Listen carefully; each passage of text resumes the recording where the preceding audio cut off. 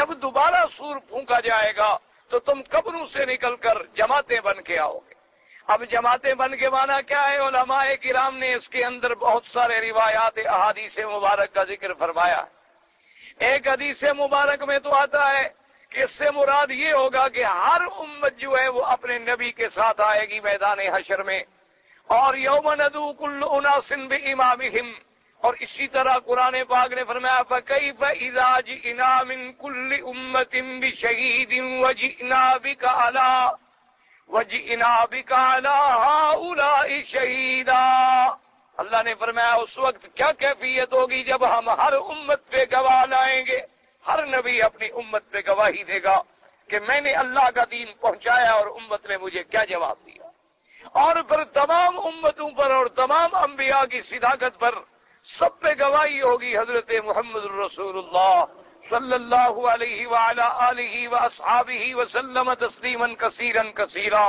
اللہ کے کروڑوں صلاۃ و سلام ہوں، آپ سب پہ پھر گواہی دیں گے کہ یا اللہ آپ کے تمام انبیاء حق ہیں، آپ کے تمام پیغمبر سچے ہیں، انہوں نے اپنے اپنے زمانوں میں سب پیغام توحید پہنچایا ہے اور دعوت توحید پہنچائی ہے۔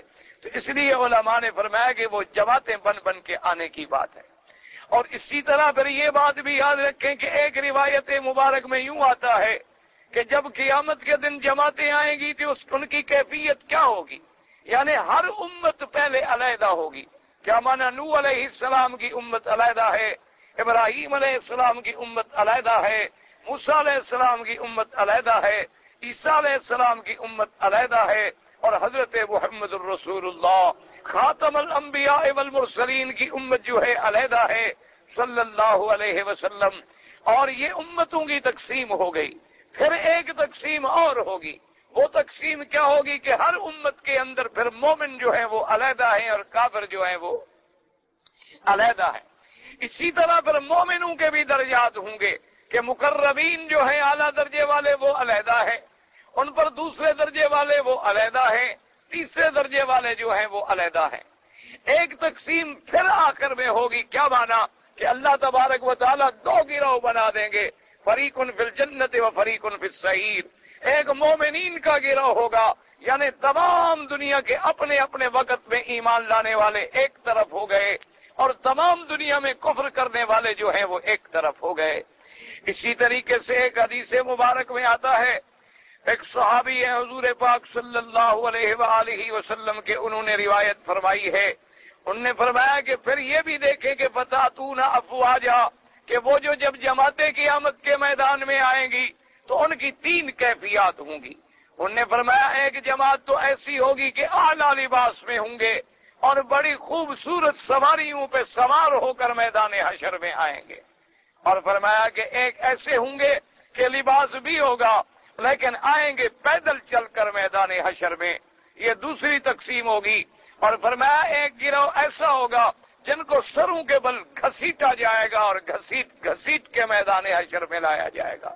تو ایک روایت میں یہ بھی آتا ہے کہ وہ تین کیفیات ہوں گی کہ افواج جو ہیں وہ تین حالتوں میں ہوں گی، یعنی ایک جو ہے وہ سواریوں پہ سوار ہوں گے، جیسے اللہ نے فرمایا یوم ينفخ فی الصور فتأتون افواجا، افواج جمع ہے فوج کی، کیا مانا؟ جتھے کے جتھے، جماعتوں کی جماعتیں، جھنڈ کے جھنڈ بن کے آئیں گے۔ اور ایک حدیث پاک میں آتا ہے، وہ بھی صحابی نے روایت فرمائی، انہوں نے کہا کہ تقریباً میدان حشر میں جب لوگ آئیں گے ان کی کیفیات کے بارے میں ذکر آتا ہے کہ وہ 10 قسم کی کیفیات ہوں گی، یعنی 10 قسم کے انواع و اصناف ہوں گے۔ حضور پاک نے فرمایا کہ ایک صنف ایسی ہوگی کہ وہ جب میدان حشر میں آئیں گے تو کل قردتی، وہ بندروں کی شکل میں ہوں گے، اور فرمایا ایک قسم ایسی ہوگی جو خنزیر کی شکل میں لائے جائیں گے۔ حضور صلی اللہ علیہ وسلم نے فرمایا کہ بعض اصناف ایسے بھی ہوں گے کہ جن کو اللہ تبارک و تعالیٰ قیامت والے دن بھی بندروں کی شکل میں کھڑا کر دیں گے۔ اور فرمایا وہ کون لوگ ہیں؟ فرمایا وہ قطات ہیں جو چغل خور ہیں، لوگوں میں چغلیاں کھاتے رہتے ہیں، اس کے خلاف اس کے خلاف اس کے خلاف، ان کو اللہ تبارک و تعالیٰ یہ سزا دیں گے۔ اور اسی طرح آیا کہ خنزیر کی شکل میں وہ آئیں گے کہ جو حرام کھانے والے ہیں، کہ رشوت ملتی ہے تو کھا رہے ہیں، سود ملتا ہے تو کھا رہے ہیں، لوگوں کو دھوکہ دے کر ان کے مال حاصل کر کے کھانے والے جو حرام پہ پلنے والے ہیں. چونکہ خنزیر بھی ایک ایسا نجس العین جانور ہے کہ جو بنا بھی آتی ہے وہ بھی ہڑپ کرتا ہے، اور اس کے نزدیک بھی کسی اچھے اور برے کی کوئی تمیز نہیں ہوتی. اور اسی طرح حضور پاک نے فرمایا کہ ایک گروہ ایسا آئے گا کہ ان کی زبانیں سینوں پہ نکلی ہوئی ہوں گی اور ان سے ایسی بدبودار مادہ بہ رہا ہوگا کہ وہ پورے میدان حشر والے اس بدبو سے تنگ آ جائیں گے. اور فرمایا یہ میری وہ لوگ ہوں گے ہر امت کے جو بڑے بڑے واعظ تھے، بڑے بڑے قصہ گو تھے اور بڑے بڑے تقریریں کرنے والے تھے، لیکن لوگوں کو تقریر کرتے تھے اور خود عمل نہیں کرتے تھے. لوگوں کو دعوت دیتے تھے اعمال صالحہ کی، اور ان کے اپنے اعمال جو ہیں ان سے شیطان بھی شرماتا تھا.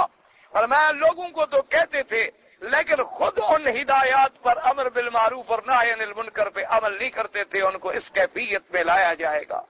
اور اسی طرح حضور پاک صلی اللہ علیہ وسلم نے فرمایا کہ کچھ لوگ ایسے ہوں گے جن کو اس عالم میں لایا جائے گا کہ ان کے بدن پر گندک کے قسم کے لباس ہوں گے اور وہ ان کے بدن سے اور ان کے چمڑوں سے بالکل چمٹے ہوئے ہوں گے.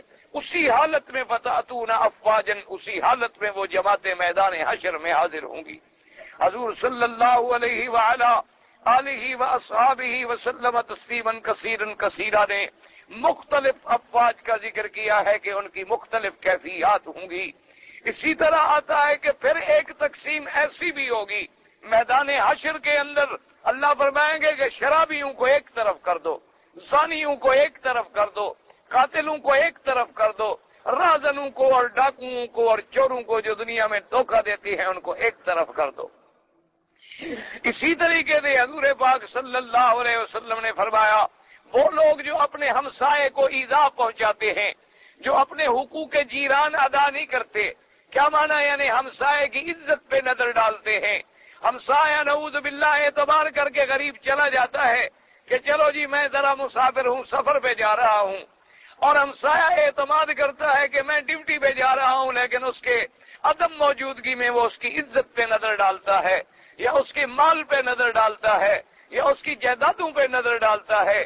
اللہ تبارک و تعالی نے فرمایا ان کو بھی اس طرح الٹا چلا کے لایا جائے گا تاکہ دنیا کو پتہ چلے کہ یہ وہ آدمی